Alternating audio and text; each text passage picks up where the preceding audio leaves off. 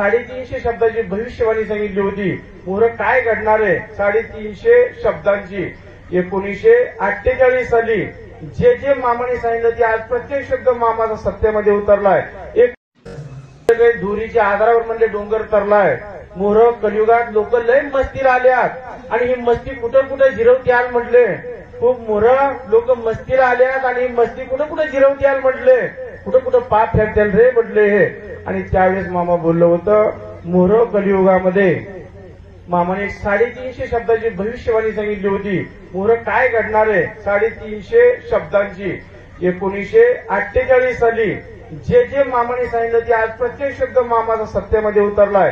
1948 साली मामा म्हटलं होतं मोहर कलियुगामध्ये असा एक आजार येईल, डॉक्टर लोकांचे हात टेकतील, माणूस झोपल तिथंच मरण, उशाची भाकरी उशाला राहील, कुणाचं पटकूर कुणाला होईल, माझं माझं म्हणू नका, भ्रांतीचं ओझं आहे, पाण्याचा बुडबुडा आहे. तर मामाने त्यावेळेस सांगितलं की एक असा आजार येईल, डॉक्टर लोकांचे हात टेकतील, माणूस झोपल तिथंच मरून जाईल, उशाची भाकरी उशाला राहील, माणसं सुद्धा मुसक्या लावून फिरतील. मामाचं वाक्य होतं माणसं सुद्धा मुसक्या लावून फिरतील. 33 कोटी देवाची मंदिरं बंद राहतील, कुलप लागतील. 33 कोटी देवाच्या मंदिराला कुलप लागतील आणि एकट्या बाळ्या धनगराची घंटा रानूमाळ वाजत राहील. हे 1948 मामाने सांगितलं होतं. ते दृश्य आपल्याला पाठीमागच्या 2 वर्षाखाली बघायला मिळालं. त्यावेळेस मामांचे भक्त मामाला नावं ठेवायचे. मामाला म्हणायचे मामा माणसं मुसक्या लावायला, माणसं काही जनावर आहेत का, आपण मुसक्या कोणाला लावतो.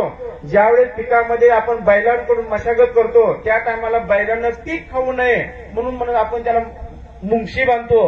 काही भागात त्याला मुंगशी म्हणतात, काही भागात त्याला मुसक्या म्हणतात, वेगवेगळे शब्द आहेत ज्या त्या भागानुसार. मग त्यावेळेस मामा म्हटलं होतं की माणसं सुद्धा मुसक्या लावून फिरतील. आणि त्यावेळेस भक्त मामाचे म्हणायचे मामा माणसं मुसक्या लावायला, माणसं काही जनावर आहेत का.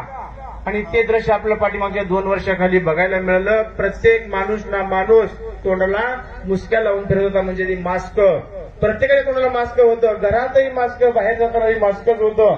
मास्क शिवाय माणूस फिरत नव्हता. आणि त्यावेळेस बरोबर 33 कोटी देवाची मंदिरं बंद होती, कुलप लागली होती देवाच्या मंदिरासनी. पण त्यावेळेस एकट्या बाळूमाची अशी 18 ठिकाणी तळे, 18 ठिकाणी राणू माळ अशी मामांची रोज घंटा वाजत होती. लोक दर्शनाला यायचे, प्रसाद घ्यायचे, अन्नदान चालूच होतं. पण त्यावेळेस खरी मामांची शक्ती बघायला मिळाली. प्रत्येक मामांच्या तळावर 1000, 500, 700 सेवेकरी होतं. पण बाळूमाची एवढी मोठी ताकद बघायला मिळाली.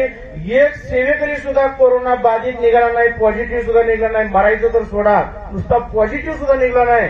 ही फार मोठी ताकद बघायला मिळाली. 18 पालख्यांमध्ये जवळजवळ कमीत कमी 7 ते 8 हजार तरी सेवक असतील. पण एकाला सुद्धा लागण सुद्धा देवानं होऊ दिली नाही. ही ताकद बघायला मिळाली. पण त्यावेळेस मामाने सांगितलं दृश्य पाठीमागच्या 2 वर्षात स्वतः आपल्याला डोळ्यानं बघायला मिळालं.